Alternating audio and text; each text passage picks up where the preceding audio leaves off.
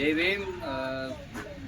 बारामती शहरातील विशेषतः आमराई परिसरातील झोपडपट्टी एरियामध्ये लाईटचे पोल बसवण्यात यावेत यासाठी आम्ही Republican Party of India Athawale पक्षामार्फत वारंवार बारामती नगर परिषदेकडे निवेदने दिली होती, ज्याची दखल घेत तत्कालीन मुख्याधिकारी साहेबांनी बारामती शहरातील झोपडपट्टी जो एरिया आहे त्या ठिकाणी अरुंद रस्ते असल्यामुळे लाईटचे पोल जे 12 मीटरचे किंवा 15 मीटरचे आहे ते बसवण्याकरता अडचण येतात, अशा स्वरूपाची उत्तरं देऊन लाईटचे पोल बसवण्यासाठी सुरुवातीला टाळाटाळ करण्यात आली.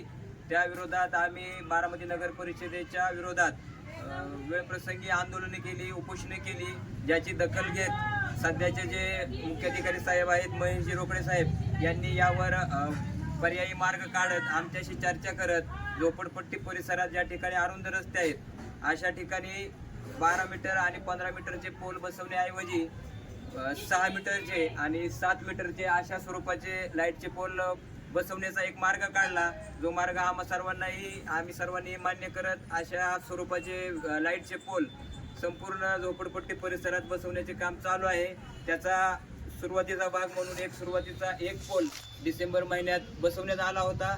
त्यानंतर आता उर्वरित जे काही पोल आहेत ते बारामती शहरातील जे बसस्टँड आहे त्या बसस्टँड समोर बसवण्यात आले आहेत आणि राहिलेल्या आमराईतील पूर्ण झोपडपट्टी परिसरात उर्वरित पोल देखील बसवण्यासाठी आम्ही पाठपुरावा करणार आहोत, एवढे त्या ठिकाणी सांगतो.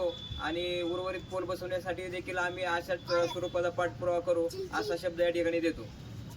पहिला झोपडपट्टीचा अंधार होता, आता उजेड केलेला आहे. आम्हाला लैंगिक पूर्वीपासून अंधारच होता, पण आत्ताशी उजेड झालाय केलाय पप्पू सोनवणेंनी त्यांच्या मध्याने झालेला आहे. ना तर हे पूर्वीला कधीच ह्या झोपडपट्टीला सतत अंधारच होता.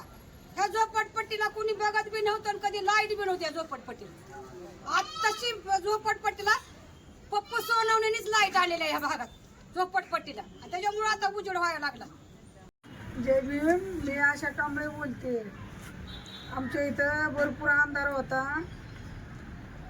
रवींद्र सोनवणेंनी लाईट बसवली. जिल्हा अध्यक्ष आरपे पप्पू सोनवणे यांनी जी बारामती प्रभाग क्रमांक 18 साठी लाईटीचे काम केले त्याबद्दल आम्ही त्यांचे आभार मानतो. तसेच प्रभाग क्रमांक 18 मध्ये नेहमीच दुर्लक्ष झालेलं आहे, कुठल्या मेंबरने काय केलेलं नाही.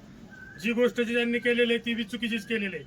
पूर्वी त्यांनी ह्या गल्लीमध्ये जे काय केलं म्हणजे फरशी बसवण्याची कामं किंवा कंक्रिटिंगची कामं ती पण चुकीच्या पद्धतीने केली. ती जी कामं केली त्याच्यामुळे लोकांच्या घरात पाणी गेलं आणि आता सध्याची कंडिशन अशी आहे की चोकअप होत आहे, कोण त्याच्याकडे लक्ष देत नाही. जे मेंबर निवडून आले ते ठराविक कामापुरते त्यांनी कामं केली नाही असं नाही, पण नंतर त्यांनी काहीच केलं नाही.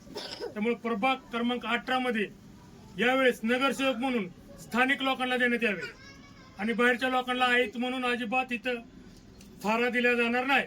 फक्त स्थानिक लोकांसाठी जी कामं होईल, कारण स्थानिक लोकांना माहीत असते की आपल्या गल्लीत काय आहे काय नाही.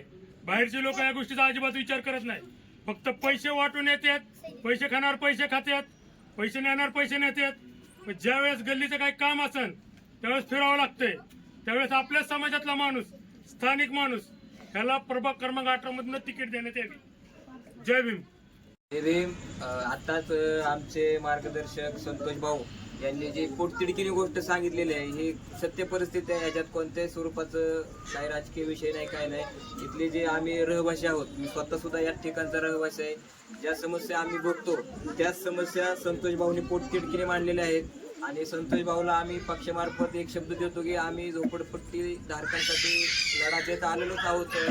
माननीय रामदाजी आठवले साहेब यांच्या नेतृत्वाखाली, तसेच आमचे पश्चिम महाराष्ट्राचे अध्यक्ष सूर्यकांत वाघमारे साहेब यांच्या नेतृत्वाखाली आम्ही आजपर्यंत लढा देत आलेलो आहोत आणि संतोष भाऊ येणाऱ्या काळात देखील आम्ही हे झोपडपट्टी धारकांच्या हित आणि हक्कासाठी लढा देत राहू असा शब्द या ठिकाणी देतो. धन्यवाद.